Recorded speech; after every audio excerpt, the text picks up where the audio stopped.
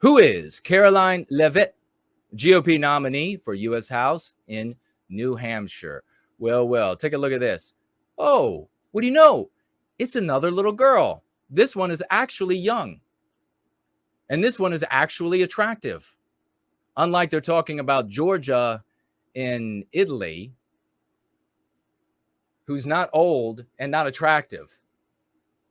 Well, maybe the issue is that the people who are calling her attractive are looking for the dominatrix. Maybe that's the issue.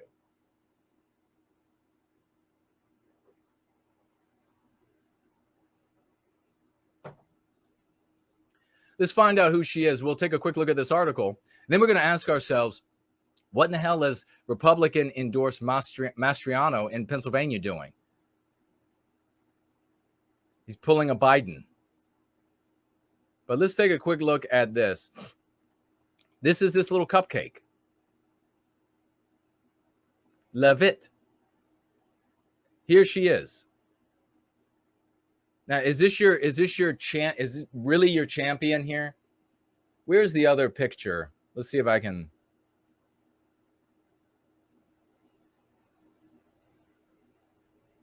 There we go. Oh, there she is. Look at her right there. Oh, Caroline for Congress. It's so cute, isn't it? It's such a cute little campaign. Somebody buy the lemonade she's selling. Will somebody buy some cups of lemonade from her? Now she worked for Trump. There she is. Oh, will somebody buy some lemonade from her little lemonade stand?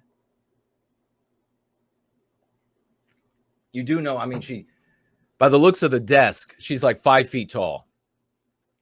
In an age where we need a fighter who is also a genius, a man who is a fighter who can physically fight and is a genius. This is what everybody's supporting. This is the MAGA candidate. This woman here. Who's going to get to her and then have a little conversation? Are you going to fight anti-whiteism?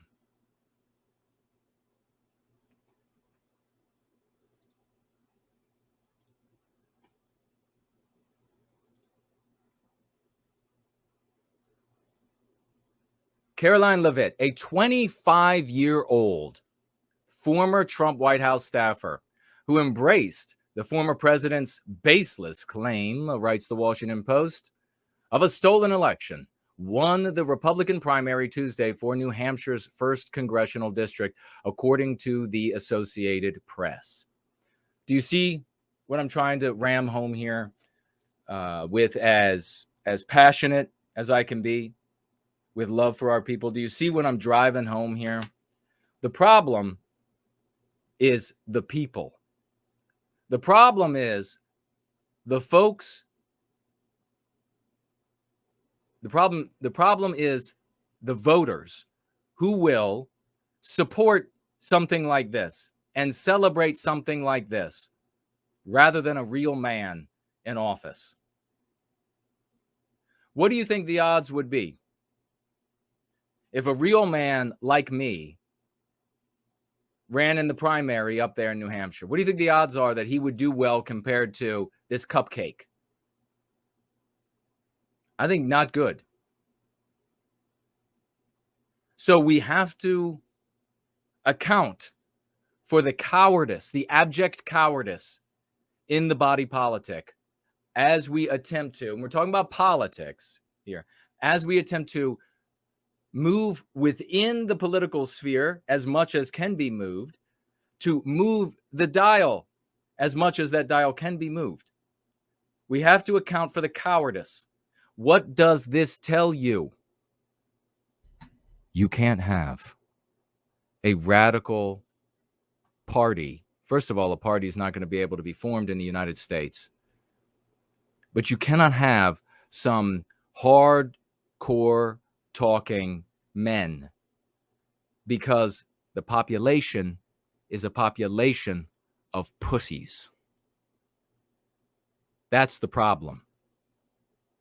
If the population would vote for aggressive men, you would be seeing them. And the anti-whites would be compromising them to the best of their ability. The powerful anti-whites. Instead, you see the will of this sick population here in the US, in Canada, in Sweden, in France, in Italy, everywhere you look. This is what you get. A 25-year-old little girl.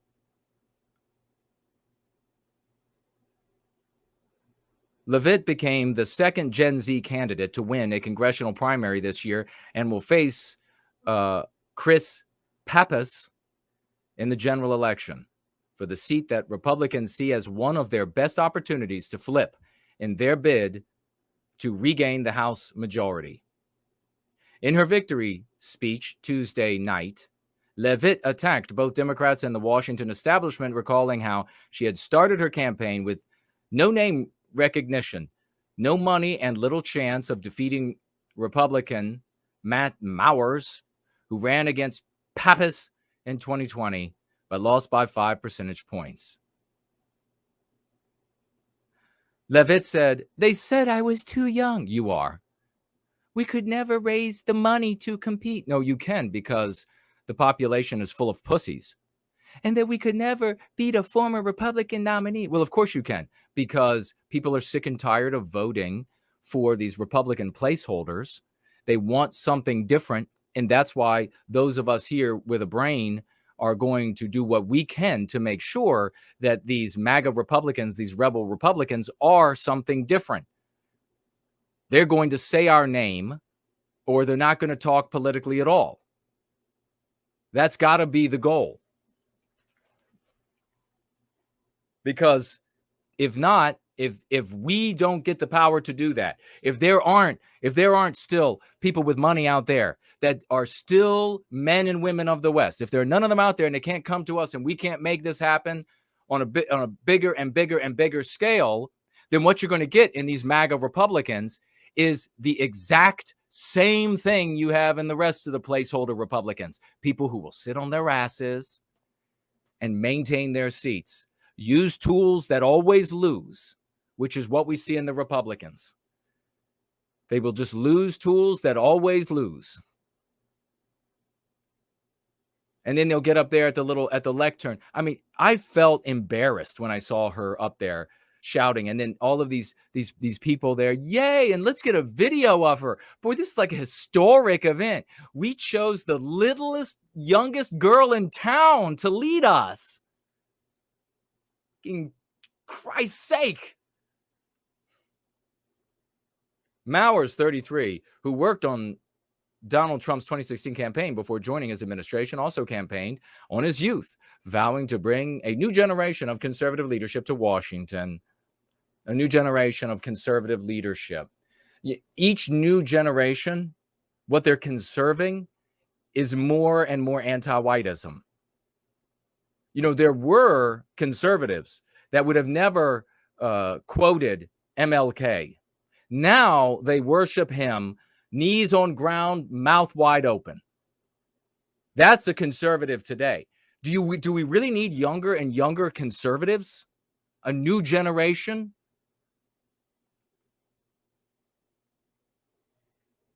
Nevertheless, Leavitt attacked him as someone who had been the GOP establishment's hand-picked puppet. With 95% of the votes counted, Leavitt had about 35% of the vote to Mowers' 25%. So you had a male against a female, and the pussies chose a female.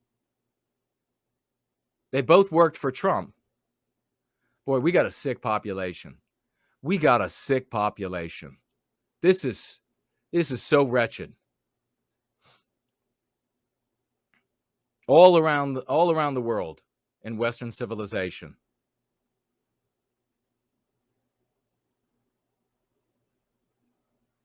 Gail Huffing Brown, a broadcast journalist, came in third, about 18% of the vote. About half dozen other candidates in the crowded race trailed them. The bitter primary campaign between Leavitt and Mowers divided GOP leadership. Mowers was endorsed by House Minority Leader Kevin McCarthy as a tough and tested conservative, as well as by House Minority Whip Steve Scalise, Matt Schlapp, chairman of the Conservative Republican Action Committee, Levitt, the former communications director,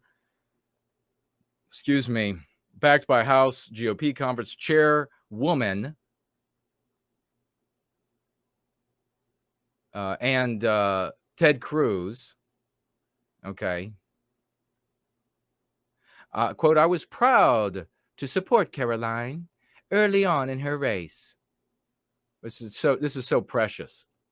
Our existence, our civilization, our future, defended by a broad smiling cupcake at 5 feet tall.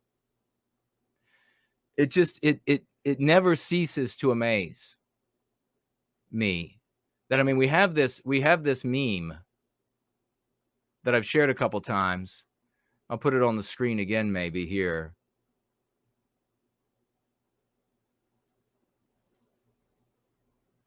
Thucydides, the society that separates its scholars from its warriors, will have its thinking done by cowards and its fighting by fools. No cure could speak more directly to the sickness affecting Western kind today, the sickness that we are afflicted with. You have a warrior spirit is not going to be found in a crippled body.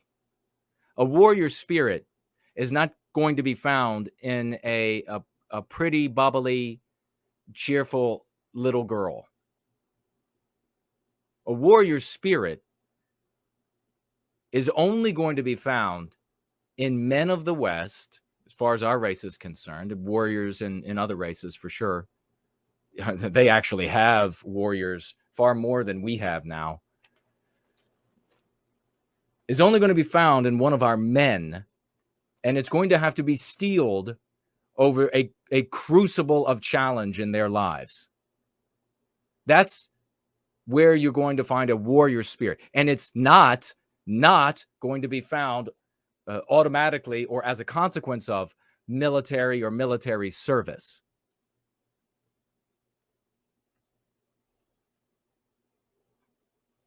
And this day has called for a military spirit.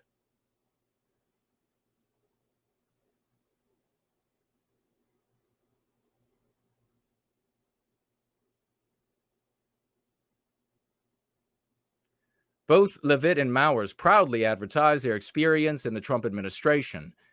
She as a White House assistant press secretary, and he as a senior White House advisor in the State Department, but differed when it came to parroting Trump's false claim that the 2020 presidential election was rigged.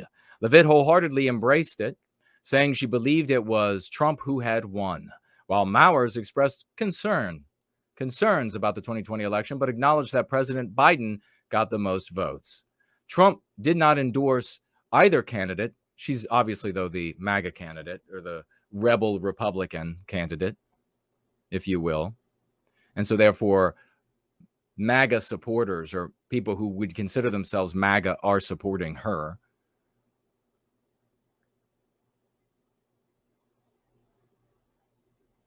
Trump did not endorse either candidate in the primary race, but was quick to tout Levitt's win Wednesday. Amazing job by Caroline Levitt in her great New Hampshire victory, Trump said in a post in his social media platform, increasingly censored. Against all odds, she did it. And we're so proud of that little girl. Just make sure that no girls that were born as guys are competing, because then the girls will just have the shit kicked out of them. Jeopardy, swimming, fighting. Against all odds, she did it, and will have an even greater victory on November 8th. Wonderful energy and wisdom. Trump wouldn't come in and say that about a true warrior. until he does. I mean, we're going to have to just wait and see. This is Caroline Leavitt. Caroline and Georgia. This is Western civilization. Don't you all think you're going to sleep sounder and sleep better now, knowing that Caroline and Georgia are at the gates? Don't you feel better? Don't you feel like everything's going to be just okay now? If you do, you need therapy.